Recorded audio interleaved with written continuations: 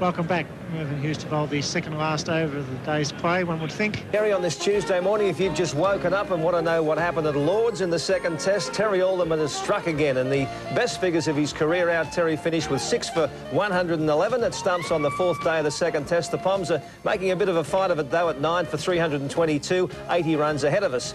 David Gower, a great century. Ronnie Wilson with all the details shortly. Also on this morning's program, we look at the troubles of Alan Bond following the Broadcasting Tribunal's decision that he is not a fit and proper person to hold a broadcasting licence. We'll be speaking with a media analyst about the implications of that decision.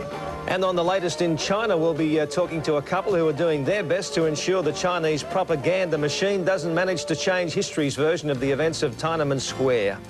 And our new world champ, Jeff Harding, arrives home this morning. We'll speak to him almost as soon as he hits the ground. And, of course, Baja will be looking at the latest in movies.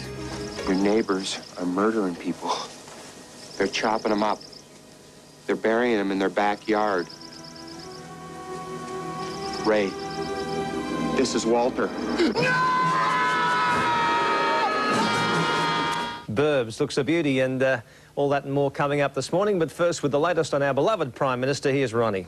Thanks, Mike. Good morning. Yes, in the headlines, Prime Minister Hawke has touched on the subject of farm subsidies during his speech to the National Press Club in Washington. Mr Hawke said Australia was disappointed the US still doesn't accept that its farm subsidies hurt Australia. But he said because of high world prices, the subsidies will have a minimal impact on Australia from now until the end of 1990. Queensland police have arrested one of the state's most wanted prison escapees. Yet Sin Eng has stowed away on the ship Pacific Highway bound from Brisbane for Yokohama in Japan. It's believed he boarded in Malaysia. He was taken into custody 9 days ago after the captain of the ship made inquiries to immigration authorities and police. Eng escaped from Queensland's Boggo Road prison with 4 others in September of last year. He's also wanted by Sydney police in connection with the brutal murder of an elderly woman in April. Perth businessman Alan Bond holds talks today with his legal and financial advisors to plan a legal campaign to save his multi-million-dollar media empire. Yesterday, the Australian Broadcasting Tribunal ruled that Alan Bond is unfit to hold radio and television licences.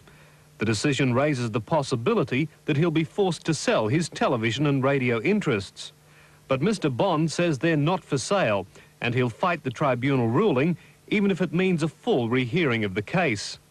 And the federal government says it will introduce legislation to allow Mr Bond time to sell his media empire if he's forced to. The interest rate row is hotting up again, with a senior banker now calling for the government to lift the 13.5% ceiling on home loans taken out before April of 1986. The National Australia Bank's Hayden Park says that would help ease the pressure on new home loan rates by up to 1%. Real estate agents and the Housing Industry Association are reported to have joined that call, claiming more recent home buyers are being left to carry the can of high interest rates. However, the government is considered unlikely to heed that call because of the political fallout.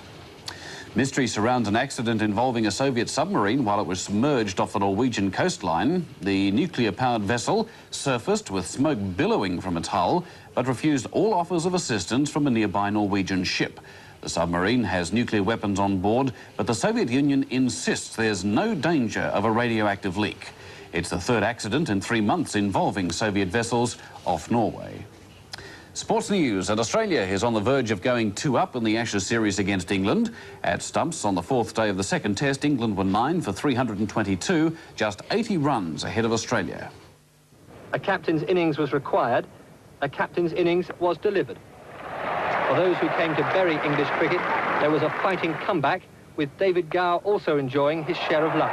When Marsh dropped him, he'd made 26. However, one former England captain wasn't so fortunate. A picture of solidity in the morning session, Mike Gatting then repeated an old failing. Out LBW to Alderman without offering a stroke for 22. But without ever looking permanent, Gower stayed. And when his new partner Robin Smith reached his 50, the partnership itself had been worth 100. Gower was given a second chance on 81, dropped this time by his opposite number, Alan Border.